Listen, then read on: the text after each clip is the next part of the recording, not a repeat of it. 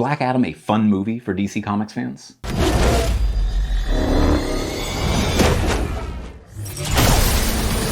Yes, I definitely think so. But is it a good movie? Film friends, it's been a long time since I felt this conflicted about a superhero movie. Dwayne Johnson has been pushing for and hyping this movie for a long time, and all along the way he's been adamant that Black Adam is being made for the fans. For the fans practically became a mantra for Dwayne "The Rock" Johnson. I'm pretty sure he was saying it in his sleep. Now, did he fulfill that promise? Is Black Adam a movie clearly made with DC Comics fans and DCEU fans in mind? Yeah, absolutely. Especially when you consider that mid-credit scene that Johnson pushed so dang hard for, that brings back possibly the fan favorite MIA DCEU CHARAC, I'm sorry, I got carried away, character, Superman. You can tell a ton of work went into making this an explosive, fun film, but in some ways it feels like not a lot of thought went into making it a strong movie and story in its own right. And let me explain, but to do so I'm obviously going to have to spoil Black Adam, so, get out of here if you don't want spoilers.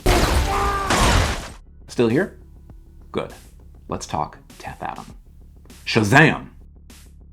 Now I want to make it clear right out the gate here that once the movie really got going, I had a, shockingly, good time watching Black Adam in theaters. Johnson and Warner Brothers delivered on their promise of fan service, and the movie is absolutely loaded with comic book references, pretty faithful adaptations of iconic characters, and fun hero-on-hero, or really anti-hero-on-hero fight scenes that DC Comics fans have long deserved to see brought to the big screen in live action, as opposed to what they've gotten in previous attempts. Why did you say that name? Now, I have my qualms with some of the visuals and fight scenes in the movie. The climactic battle, in particular, just feels like a bit of a CGI mess and kind of a letdown. And there's an almost Zack Snyder level of overdone slow-mo. Honestly, the color grade and set pieces felt a little Zack Snyder too, which isn't a bad thing, but I don't know, it doesn't feel good to me when I'm watching a movie done by one director and it feels like it was done by another. Maybe that's just me and I'm being unfair on that point. But overall, I think it tries and often succeeds in being more visually interesting than your typical superhero movie. Some of those interesting visuals do involve Black Adam himself, sure, but mostly I think the supporting JSA cast is where the movie gets to really make an impression on screen. Cyclone, in particular, feels very novel, and she's fun to watch with a very colorful palette and whimsical approach to her aerokinesis. I feel like I would throw up if I were her, but it's cool to watch. And Atom Smasher's giant-sized powers are fun to watch too, though the CGI feels kind of rubbery compared to how it's been done twice previously by Ant-Man. Hawkman, though, that's where I personally think the VFX team and creative team in general went nuts. Taken out of context, his costume, the oversized helmet, really, feels downright silly. But in action on screen, it just feels so dang cool. The wings, the mace, which at one point freaking turns into an axe, they all just work. And then there's Dr. Fate, yet another mixed bag. On the one hand, his golden spell work is magnificent and beautiful, and it feels distinctly different than Doctor Strange, which I think was probably pretty important to everyone at Warner Brothers. On the other hand, he doesn't get to do much with it. He's basically got like 4 go-to spells that we see him rotate through without much nuance or change to them. Honestly though, Pierce Brosnan's portrayal of Dr. Fate is possibly the best thing about the movie, which makes it all the more disappointing that his character is very predictably the one to not survive the movie. Be prepared. But that brings me back to the main aspect of Black Adam that I want to talk about: the narrative. The actual story told and storytelling execution, and whether or not that draws us into the movie. This is where I'm going to put aside my comics fan hat and instead put on my average moviegoer and filmmaker hats. They're very large hats, as you can tell. Honestly, I'm probably going to end up wearing all 3 at the same time, but you get the idea. So, right out of the gate, when watching Black Adam, you can tell it's going to be a bumpy, rickety, cheesy story.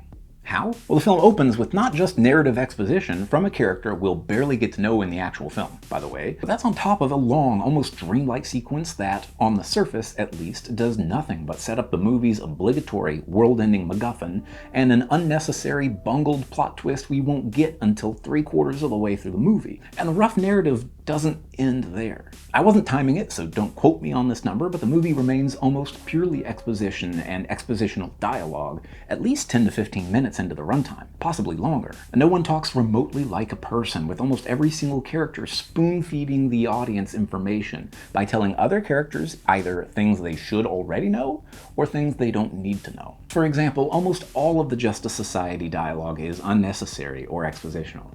We get a very Suicide Squad-esque "Who's on the team?" intro to the Justice Society, where Hawkman gives Amanda Waller a rundown of all the JSA members and their powers or backgrounds. Amanda Waller, whose entire job is to know everything about and monitor superheroes and villains. She should already know this. It's purely for us, or more accurately, purely for non-comic literate people showing up to the movie. And then again, when the JSA is heading off to Kahndaq, we get some of the dumbest, unnecessary superhero dialogue between Cyclone and Atom Smasher. What do? Wind. I grow. Like, again, we don't need this dialogue. Comics fans will already know what they do, and everyone else is going to see them in action with their powers like 5 minutes or less later. Not to beat a dead horse, but put yourself in the position of a casual viewer. You've just met these characters. All you know about them are their names and faces, and that they're part of the Justice Society, and they're about to go fight a god-level ancient anti-hero. Without context, you'd be curious. Maybe even feeling worried about these fresh-faced heroes because you've seen Black Adam literally fry a dude down to his spine. And then boom, boom, boom, you see Atom Smasher come barreling down the city as a giant and punch a tiny-looking Black Adam into the dirt. What just happened? It's a much better reaction.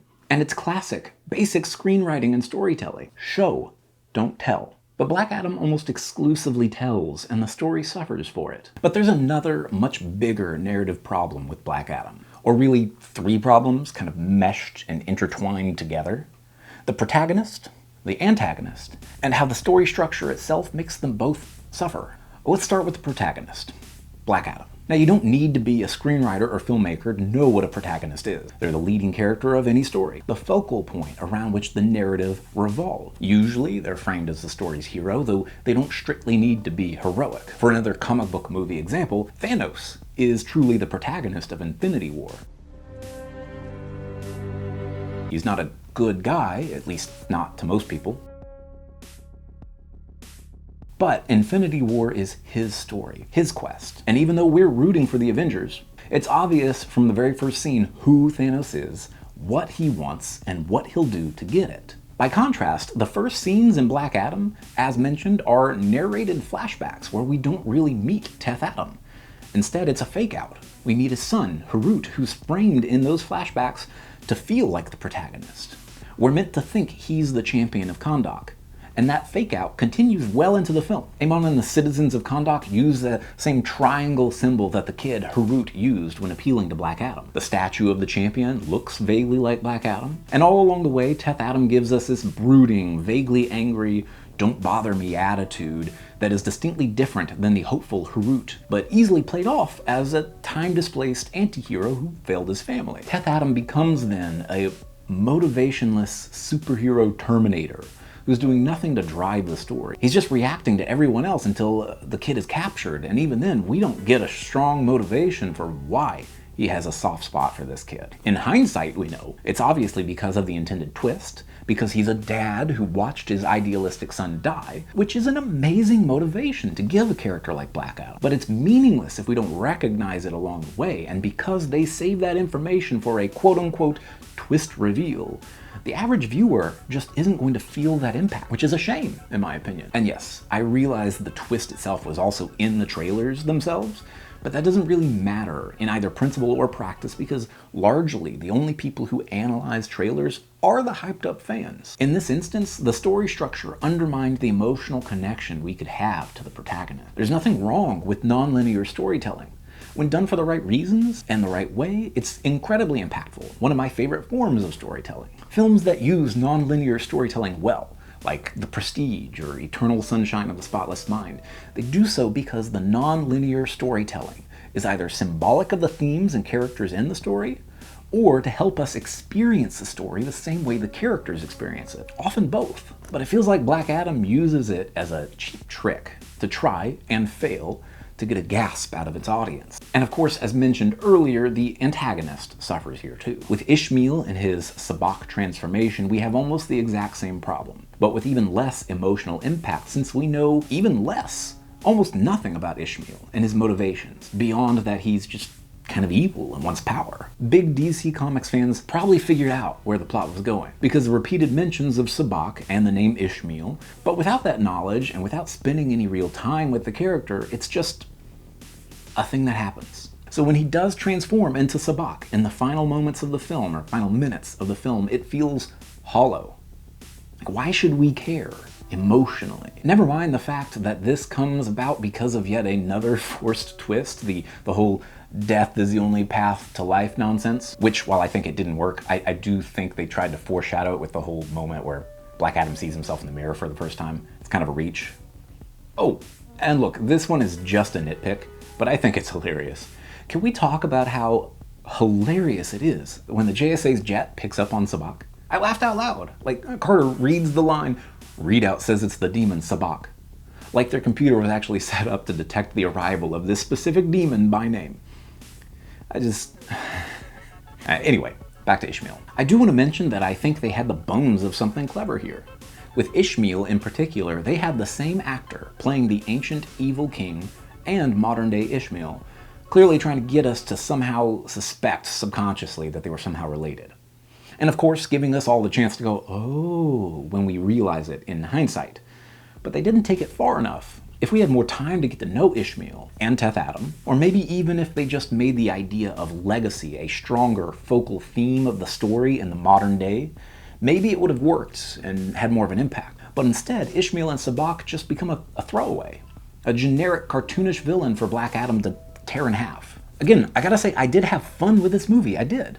And many, many, many people also had fun watching it. Clearly, the glaring narrative issues in Black Adam that I'm pointing out here don't stop a movie from being fun for fans of the characters involved, but they are exactly why we get divided reviews like the Rotten Tomatoes score for this movie. Now, I hope we do get more of Black Adam and an expansion of the DCEU. With the recent news that James Gunn is co-chair and co-CEO of DC Studios division at Warner Brothers, probably pretty darn likely. And I sincerely hope that when we do get more Black Adam and DC Comics movies and live-action TV, the aim with these movies and films is to be a good movie first. To focus on telling a human story in a compelling way with interesting, empathetic characters who just happen to be superhuman. Then, when you've got the story in the right spot, sprinkle on the fan service. Pour it on there. Marvel doesn't always get it right, not by a long shot, and I'm not trying to start any Marvel versus DC arguments. But when Marvel does get it right, this is why. Story and character come first. Fan service and spectacle comes later. It's not the MCU continuity or interconnectivity that The Rock and Warner Brothers and the DCEU need to copy from Marvel. It's just that focus. And hey, James Gunn has done amazing things for both studios. And it looks like he's got at least one hand on the wheel now for DCEU as a whole, so I'm hopeful we'll get some great stories in their new wave of films. But that's just my opinion, film friends, and now I want to hear yours. Did you enjoy Black Adam? Do you disagree with me entirely on the narrative or have a different take? Any and all thoughts, I'd love to hear them in the comment section down below. And if you've made it this far into the video and you'd like to spend more time talking about violent superhero narratives, then click over here to talk about what I think is one of the best character moments in The Boys. Spoiler, it's bloody. I guess it's not a spoiler with The Boys. Thank you so much for watching, film friends, and I will see you in the next video. Cut.